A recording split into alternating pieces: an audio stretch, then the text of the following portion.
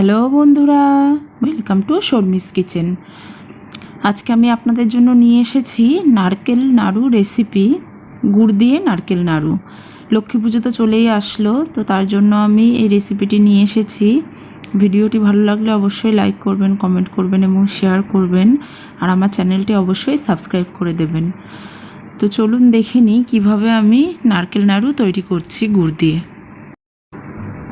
আমি নারকেল নাড়ু তৈরি করার জন্য প্রায় 4টে মতো নারকেল কুড়িয়ে নিয়ে একটা কড়াইয়ের মধ্যে নিয়ে নিয়েছি, আর আখের গুড় আমি এখানে টুকরো টুকরো করে দিয়ে দিয়েছি। দিয়ে সামান্য পরিমাণে জল দেব, দিয়ে আমি এটা ভালো করে মাখিয়ে নেব প্রথমে হাত দিয়ে।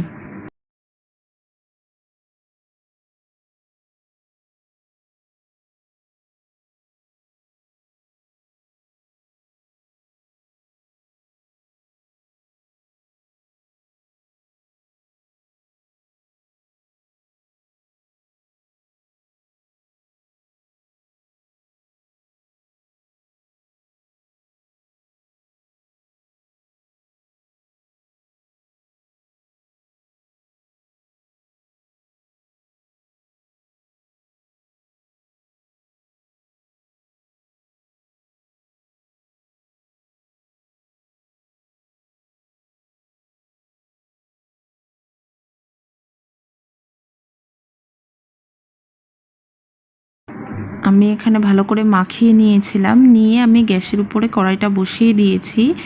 দিয়ে এবার গুড়টা ভালো করে গলে আসা পর্যন্ত আমি ভালো করে এটা নাড়াচাড়া করতে থাকবো বারবার করে, গ্যাসটাকে মিডিয়ামে রেখে যাতে তলায় ধরে না যায়। এটা ভালো করে হয়ে আসা পর্যন্ত বারবার করে নাড়াচাড়া করতে হবে। এখানে আমি কিন্তু কন্টিনিউ নাড়াচাড়া করে গেছি, এটা নাহলে তলায় ধরে যাবে। এখানে গুড়টা গলে গেছে আর প্রায় নাড়ুটা হয়ে এসছে, দেখতে পাচ্ছেন। তো এটা এখনও কন্টিনিউ নাড়াচাড়া করে যেতে হবে, নাহলে তলায় কিন্তু ধরে যাবে।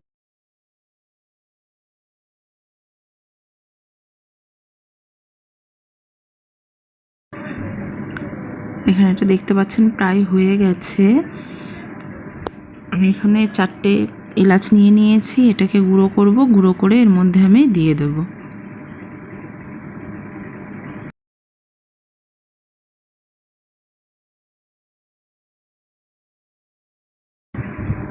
আমি এখানে এলাচ গুঁড়ো দিয়ে দিয়েছি। এবার এটাকে আরও বেশ কিছুক্ষণ নাড়াচাড়া করে আমি এটা নামিয়ে নেব। এটা হয়ে গেছে, এবার আমি এটা নামিয়ে নিয়েছি। আমি এখন কিছুটা কিছুটা করে একটা প্লেটে তুলে নিয়ে নারকেল মালাইয়ের পিছন দিয়ে একটুখানি ভালো করে এটা ডলে নেব, যাতে নাড়ুটা খুব মিহি হয়। তো এইভাবে নারকেলের মালার পিছন দিয়ে ডলে নিয়ে এটা আমি এবার হাতে ভালো করে পাকিয়ে নেব। নারকেল নাড়ুটা কিন্তু গরম গরম থাকা অবস্থায় করে নিতে হবে, ঠান্ডা হয়ে গেলে কিন্তু এটা পাক ঠিকঠাক করে আসবে না, আবার গরম করতে হবে তখন।